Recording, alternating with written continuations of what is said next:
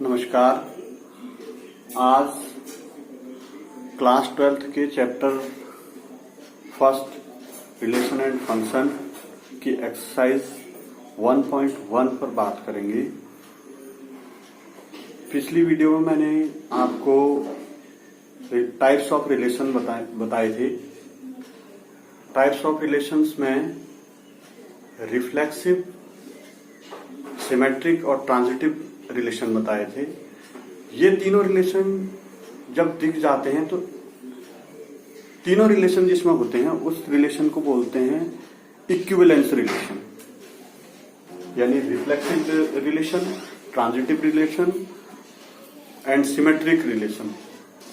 तीनों रिलेशन जिसमें पाए जाएंगे उस रिलेशन को हम बोलते हैं इक्विवेलेंस रिलेशन, और इसको बोलते हैं तुल्यता संबंध, स्वतुल्य संबंध, सम्मित संबंध और ट्रांजिटिव रिलेशन। तीनों अगर रिलेशन मिलते हैं तो इन तीनों रिलेशंस को हम बोलते हैं, इन तीनों रिलेशन जिसमें मिल जाते हैं उसको बोलते हैं हम तुल्यता संबंध, यानी इक्विवेलेंस रिलेशन। तो अभी एक्सरसाइज फर्स्ट का पहला क्वेश्चन मैं आपको बताता हूं। पहला क्वेश्चन है determine whether each of the following relation are reflexive, symmetric and transitive. आपको फर्स्ट क्वेश्चन ये दिया है, relation R in the set दे रखा है हमको A equal to 1 2 3 and so on last 13 14 ये रिलेशन दिया है, आर दिया है, ये सेट दिया है और आर दिया है एक्स वाई,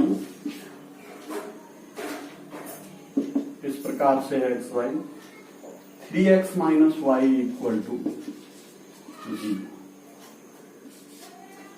और क्वेश्चन है कि determine whether each of the following relation are reflexive, symmetric and transitive. इसको चेक करना है कि ये जो है रिफ्लेक्सिव, सिमेट्रिक और ट्रांजिटिव है या नहीं है।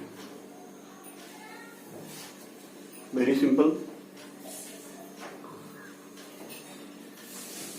फर्स्ट देखते हैं हम रिफ्लेक्सिव के लिए। 3x minus y equal to 0 दे रखा है। अगर x r पर बिलोंग करता है तो यहां पर y की जगह हम x रख दें, यानी 3x minus x is equal to 0 आ जाएगा। यहां से 2x इज इक्वल टू 0 आ जाएगा।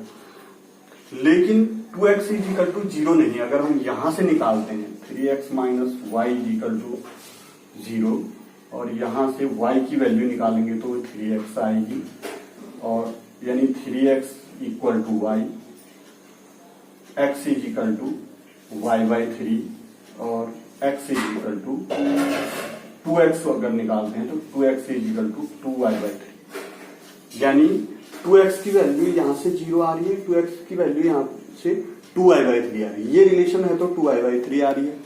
लेकिन अगर हम चेंज कर रहे हैं x r में बिलोंग कर रहा है तो 2x इज इक्वल टू 0 आ रहा है, इसमें है कि ये रिफ्लेक्सिव रिलेशन नहीं। आगे चलते हैं।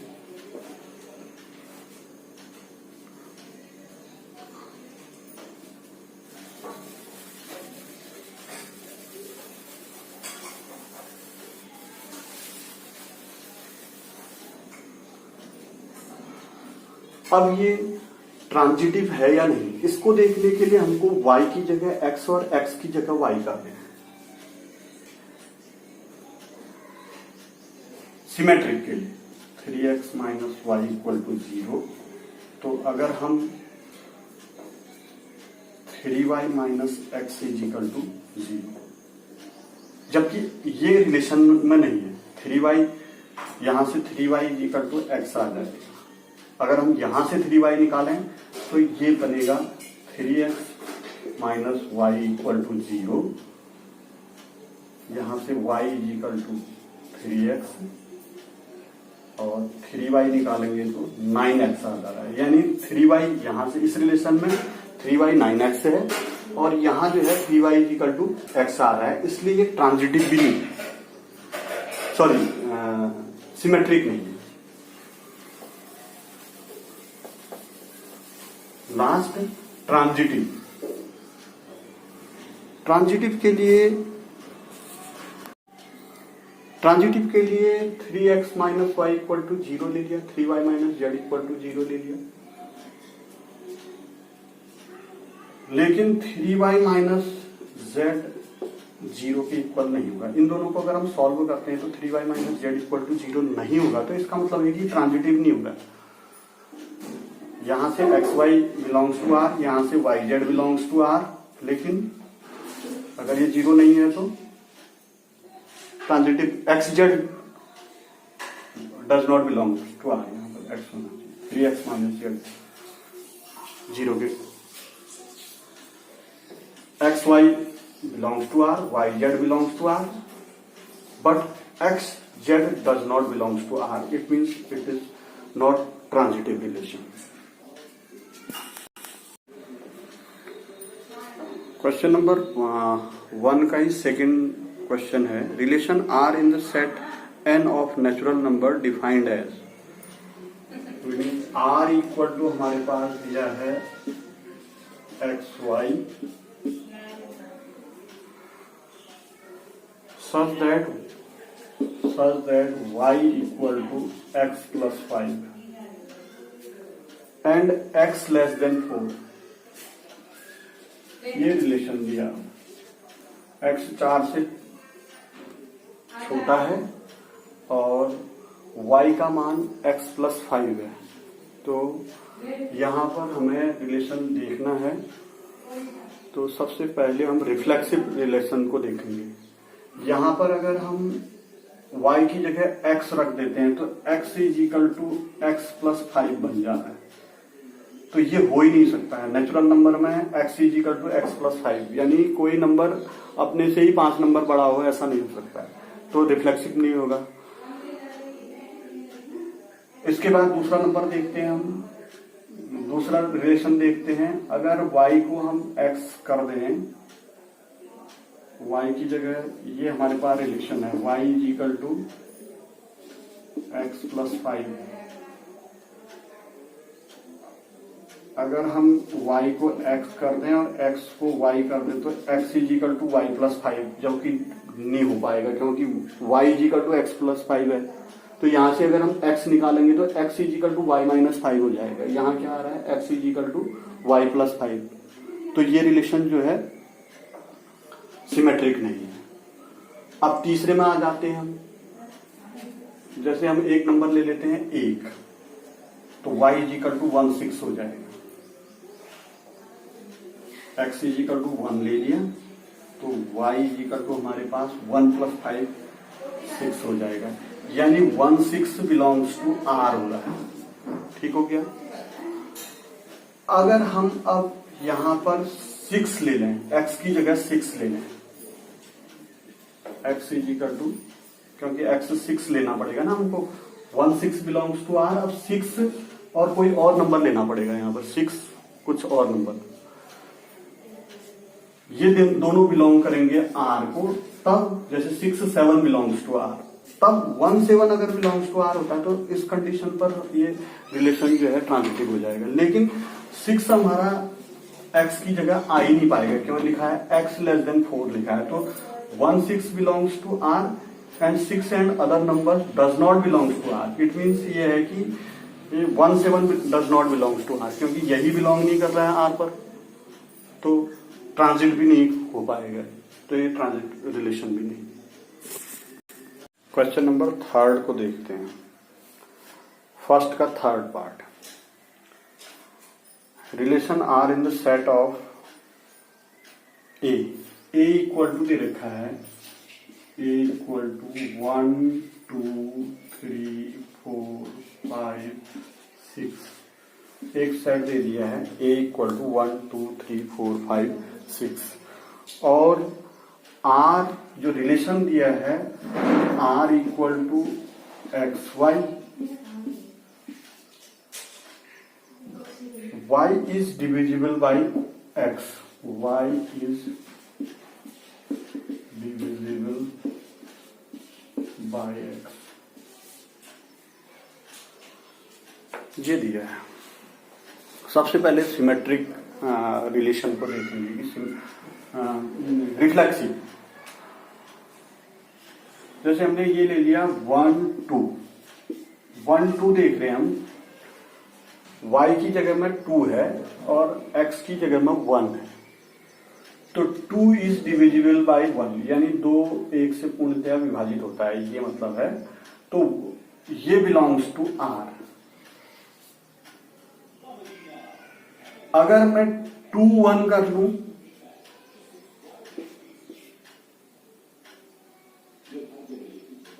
वन एक जो है 2 से डिविजिबल नहीं, 1 इज नॉट डिविजिबल बाय 2, तो it does not belongs to R। इसका मतलब ये है कि ये रिफ्लेक्सिव नहीं है, यानी स्वतुल्य संबंध नहीं, सॉरी गलत कर दिया। ये सिमेट्रिक के लिए बता दिया मैंने। ये जो है 1 2 belongs to R, 2 1 does not belongs to R का मतलब ये है कि ये जो है सिमेट्रिक नहीं है, सममित संबंध नहीं है। रिफ्लेक्सिव के लिए ये है कि यहीं पर रिफ्लेक्सिव भी बता दे रहा हूं, 1 1 बिलोंग्स टू R। देखिए 1 1 से पूर्णतया विभाजित है, 2 2 से पूर्णतया विभाजित है, 3 3 से पूर्णतया विभाजित है, 4 4 से पूर्णतया विभाजित है, 5 5 से पूर्णतया विभाजित है, 6 6 से पूर्णतया विभाजित है। ये सारी चीजें इस पर लिख देंगे, तो इसका मतलब ये है कि ये स्वतुल्य संबंध है, यानी रिफ्लेक्सिव है। दूसरा केस सिमेट्रिक का,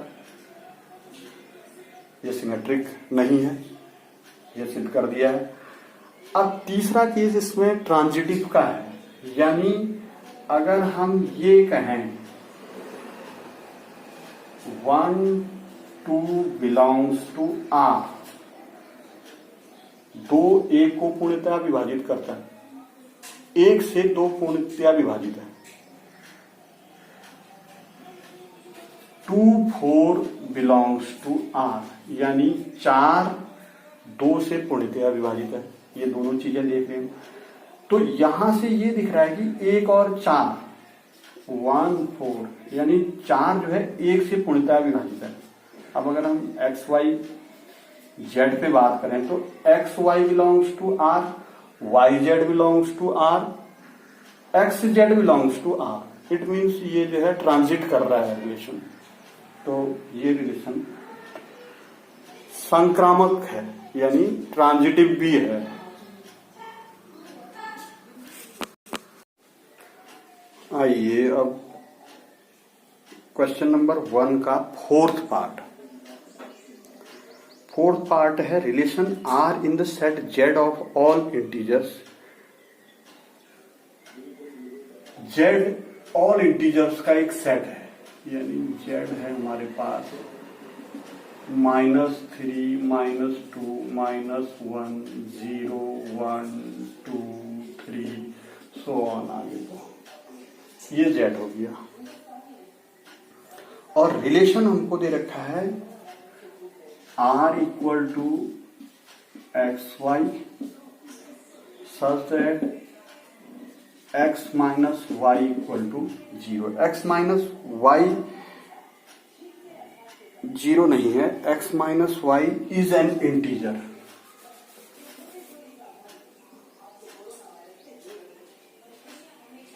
is an integer, x minus y एक इंटीजर है। इस रिलेशन को हमने देखना है, x माइनस एक्स करेंगे तो 0 आ जाएगा, 0 जो है z में है, तो ये जो है z में ये रिलेशन रिफ्लेक्सिव है, स्वतुल्य संबंध है। अब x minus x equal to 0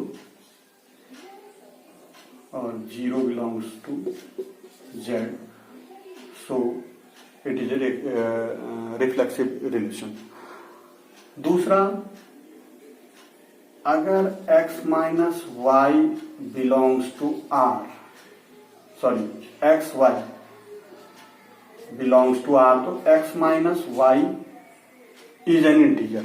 x minus y अगर एक इंटीजर है तो इसमें से अगर मैं माइनस को कॉमन ले लूं, तो ये क्या बन जाएगा, y minus x. y minus x भी इंटीजर है। अगर x माइनस वाई इंटीजर है तो y minus x minus y minus x भी एक इंटीजर होगा।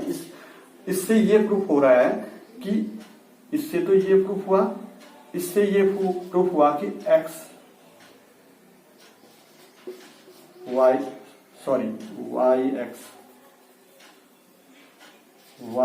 X belongs to R proof हो गया। यानी x y belongs to R, एक्स minus y is an integer, यहां से ये कॉमन ले लिया माइनस को, तो y minus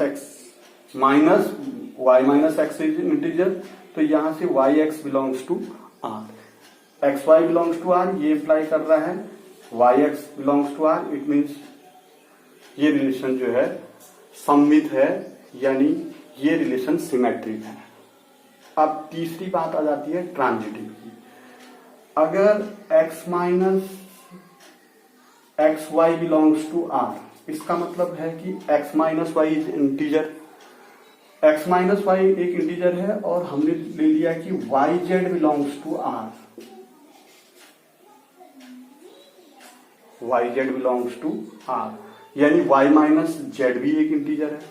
x minus y is an integer और y minus z is an integer, तो x माइनस जेड भी इंटीजर ही होगा। x minus z is an integer, तो इसका मतलब है कि x z belongs to R. तो ये ट्रांजिटिव भी है, रिफ्लेक्सिव भी है, सिमेट्रिक भी है और ट्रांजिटिव भी। Question number 1 part 5, relation R in the set of A of human being is in a town at a particular time given by. एक इसके भी कई पार्ट हैं। ए पार्ट है R equal to x Y,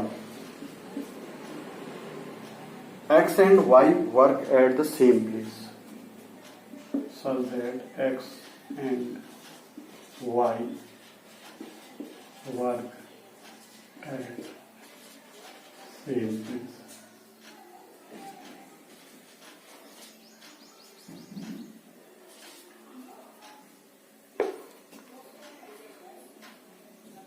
set दे रखा है human being in a town at particular time, एक निश्चित समय पर आदमियों का समूह, व्यक्तियों का समूह जो कि एक टाउन पे है,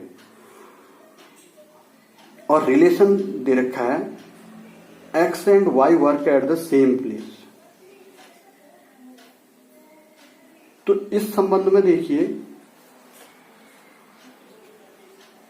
एक्स बिलोंग्स टू आर अवश्य ही होगा, यानी एक्स स्वयं के साथ सेम प्लेस में काम कर रहा होगा। जब एक्स काम कर रहा होगा तो एक्स दूसरा भी उसमें काम कर ही रहा होगा। जैसे अगर वाई काम कर रहा है तो वाई भी काम कर रहा है, ठीक है। जैसे मान लीजिए किसी कोई नाम ले लीजिए, एक नाम रोहित एक निश्चित टाउन पर काम कर रहा है, तो रोहित काम कर रहा है, दूसरा की ये आ ही जाएगा। अगर ये इसका मतलब है कि ये रिफ्लेक्सिव है, स्वतुल्य संबंध है। दूसरा, x y belongs to R, यानी एक्स काम कर रहा है, रोहित काम कर रहा है और सौरभ काम कर रहा है एक साथ सेम प्लेस में, तो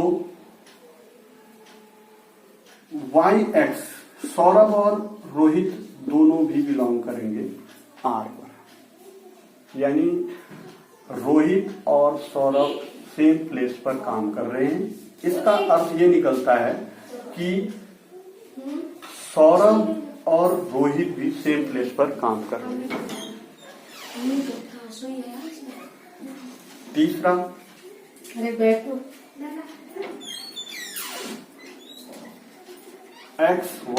x y belongs to R,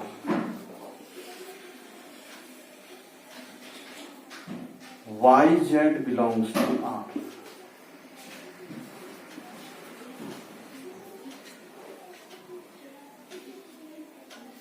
x z belongs to are.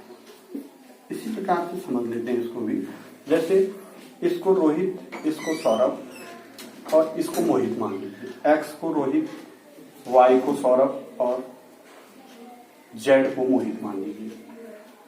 Rohit और सौरभ सेम प्लेस पर काम कर रहे हैं। मोहित और नहीं, सौरभ और मोहित सेम प्लेस पर काम कर रहे हैं, तो रोहित और मोहित भी सेम प्लेस पर काम करेंगे। तो ये जो रिलेशन है ट्रांजिट भी कर रहा है, तो ये रिफ्लेक्सिव भी है, सिमेट्रिक भी है और ट्रांजिट भी है, यानी स्वतुल्य है, संक्रामक है, स्वतुल्य, सम्मित और संक्रामक तीनों है, यानी इक्विवेलेंस रिलेशन है, तुल्यता संबंध है, ये तीनों रिलेशन दिखा रहे हैं। इसी प्रकार अब आप क्वेश्चन नंबर 1 के 5 के अन्य पार्टों को देख लीजिएगा। मैं दूसरे क्वेश्चन को बता रहा हूं। दूसरा क्वेश्चन है, show that relation R in the set R of real number defined as. R जो है सेट ऑफ रियल नंबर है, यानी हमारे पास R equal to set of real number.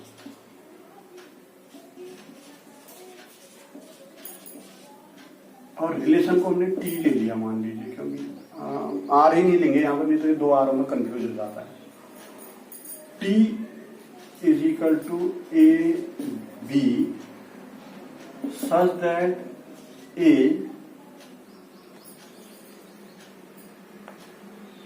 Less than equal to B square.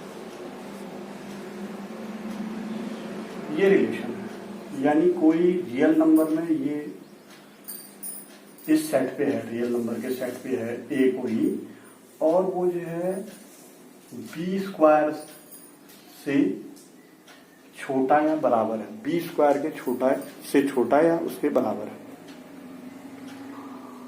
तो इसको पहले स्वतुल्य के लिए देखते हैं, रिफ्लेक्सिव के लिए देखते हैं।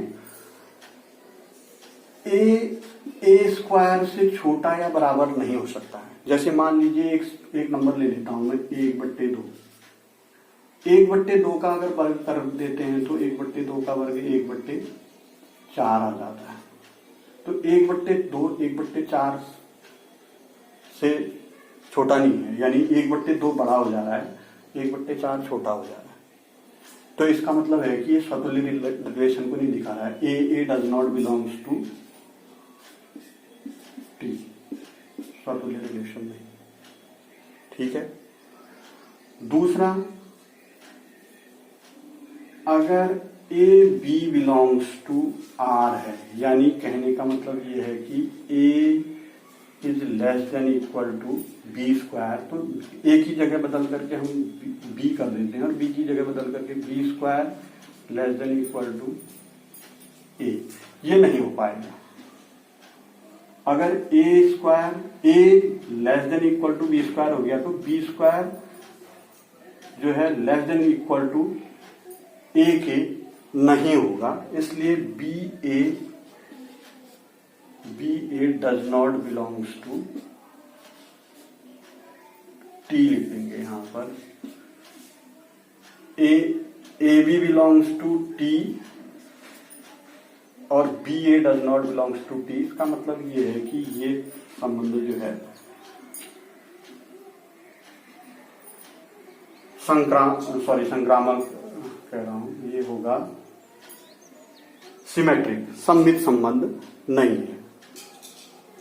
अब तीसरी बात आ जाती है इसमें कि ये ट्रांजिट है या नहीं है।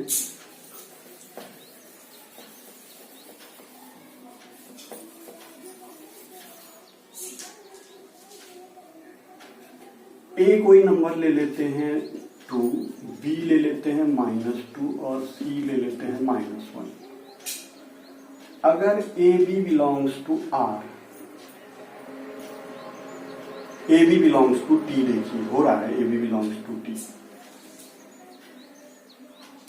A B belongs to T, ये देखिए यहां पर ए की जगह 2 ले लेंगे, इसकी जगह 2 ले लेंगे और बी की जगह ऋण 2 ले लेंगे, तो ऋण 2 का वर्ग जो है 4 हो जाएगा, यानी 4 2 से बड़ा हो गया, यानी a B belongs to T आ गया। ठीक हो गया। B C belongs to T भी होगा। देखिए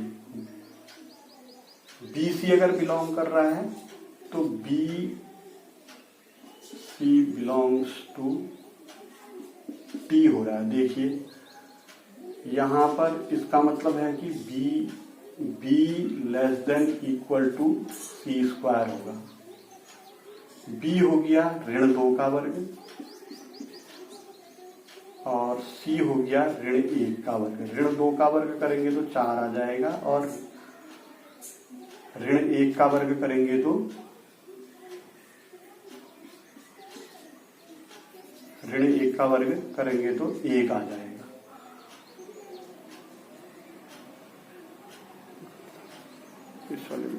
ये ऋण 2 का वर्ग नहीं करेंगे, यहाँ पर ऋण 2 ही रखेंगे, बी की जगह ऋण 2 है, लेकिन सी का वर्ग कर लेंगे, ऋण 1 का वर्ग करेंगे तो 1 आ जाएगा। 2 जो है वो ऋण 2, यहाँ पर ऋण 2 जो है 1 से छोटा हो गया है, ये यानी b C belongs to T आ रहा है। तो यहां से a c belongs to T आना चाहिए। देखिए ए कितना है, यानी हमारे पास ये हो जाना चाहिए a less than equal to C square. A की वैल्यू रखेंगे 2 का वर्ग 4 less than equal to less than c का वर्ग करेंगे तो ऋण 1 का वर्ग 1। तो ये नहीं हो पा रहा है, 4 जो है 1 से छोटा नहीं है, 4 जो है 1 से बड़ा है, इसलिए ये AC does not belongs to T हो रहा है। तो ये संबंध जो है ट्रांजिटिव नहीं है। संबंध स्वतुल्य, सम्मित और संक्रामक नहीं है। स्वतुल्य है, सम्मित है, लेकिन संक्रामक नहीं।